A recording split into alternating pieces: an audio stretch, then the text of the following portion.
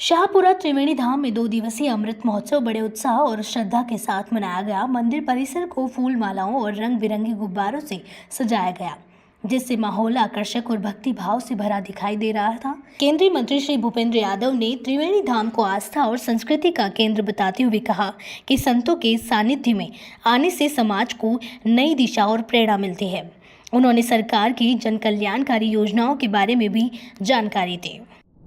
नारायणदास जी केवल आध्यात्मिक रूप से नहीं, सामाजिक रूप से, सांस्कृतिक रूप से उन्होंने बहुत सारे काम किए हैं।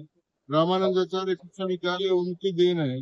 चिमनपुरा में कॉलेज बनाया, अजीतगढ़ में हॉस्पिटल बनाया और साधु संतों के बहुत काम किए। डाकोर में बहुत काम किया।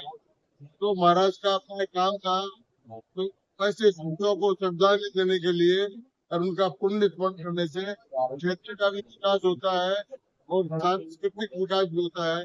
इसलिए आज पुण्य स्मरण करने के लिए मैं यहाँ पर आया। रामभद्राचार्य जी ने कहा है कि आरक्षण आर्थिक आधार पे होना चाहिए, जिसको लेकर कांग्रेस के उदित नारायण ने कहा है कि वो ही एक पहले तो वो आंखों से अंधे थे, अभी ऐसे भी अंधे हो गए। इस मामले को लेकर क्या कहना है आपका? मेरा एक ही बात कहना है कि भारतीय संविधान के अंतर्गत जो व्यवस्था है आरक्षण की, वो व्यवस्था चलती रहनी चाहिए और वो व्यवस्था चल रही है।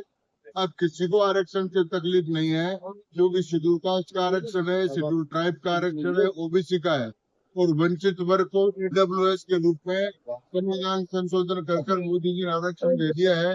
इसलिए मैं जो संवैधानिक व्यवस्था उसके पक्ष में